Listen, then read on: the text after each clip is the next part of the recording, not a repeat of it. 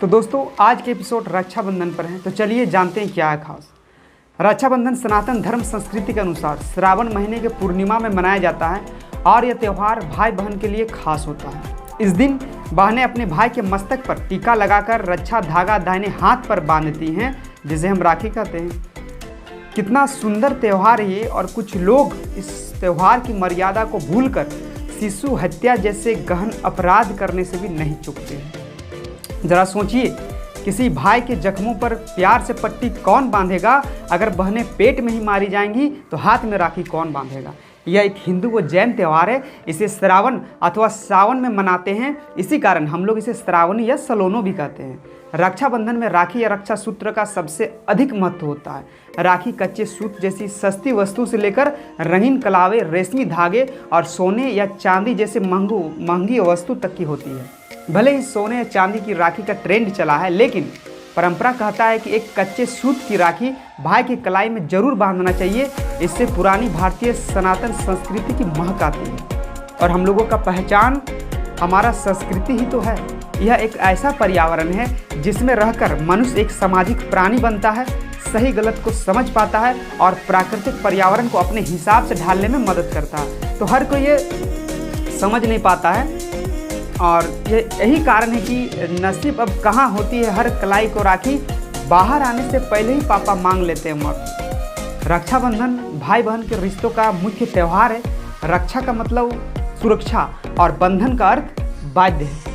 इस दिन बहनें भगवान से अपने भाइयों की तरक्की और दीर्घ आयु के लिए प्रार्थना करती हैं। खास तौर पर राखी बहनें भाई को ही बांधती हैं, परंतु ब्राह्मणों, गुरुओं और परिवार में छोटे लड़कियों द्वारा सम्मानित संबंधियों को भी बांधी जाती है। कभी कभी सार्वजनिक रूप से किसी नेता या प्रतिष्ठित व्यक्ति को भी राखी बांधी जाती है। रक्षाबंधन के दिन उपहार और नए कपड़े खरीदने के लिए बाजार में चहल पहल और लोगों की सुबह से शाम तक भीड़ लगी होती है। घर में मेहमानों का आना जाना भी लगा होता है। इस दिन भाई अपने बहन को राखी के बदले कुछ गिफ्ट देते हैं।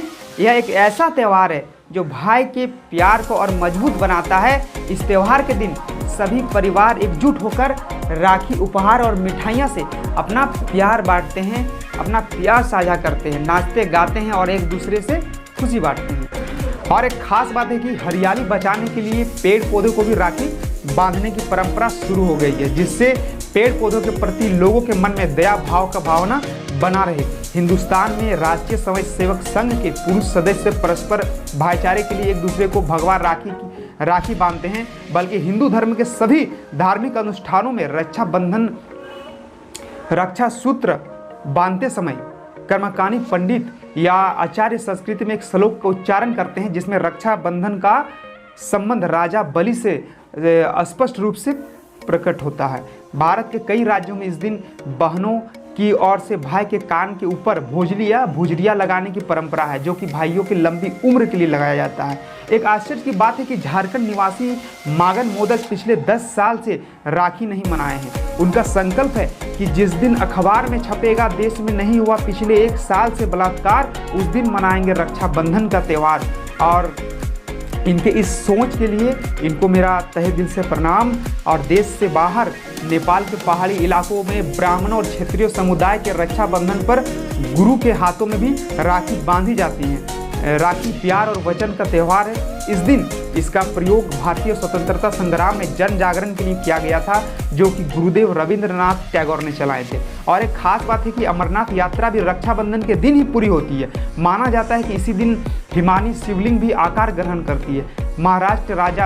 महाराष्ट्र राज्य में यह त्यौहार नारियल पूर्णिमा के नाम से जाना जाता है और इस दिन मराठी लोग नदी या समुद्र के तट पर जाकर अपने जनेऊ बदलते हैं और समुद्र की पूजा करते हैं। राजस्थान में इस दिन राम राखी और चूड़ा राखी या लुम्बा बांधने का रिवाज है। राम राखी केवल भगवान को ही बांधी जाती है, जबकि चूड़ा राखी भाभियों को नंदे बांधती है।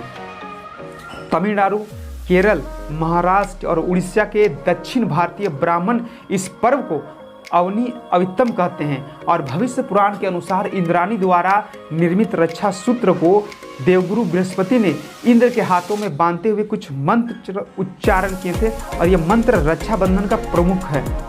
सुनिएगा, येन बधो बलिराजा दानवेंद्रो महाबल तेन त्वामपि बदनामी रचे माचल माचल, जिसका हिंदी अर्थ है, जिस रक्षा सूत्र से महान शक्तिशाली दानवेंद्र राजा बलि को बांधा गया था, उसी सूत्र से मैं तुझे बांधती हूँ। हे राखी, तुम अडिग रहना, तू अपने संकल्प से कभी भी विचलित ना होना।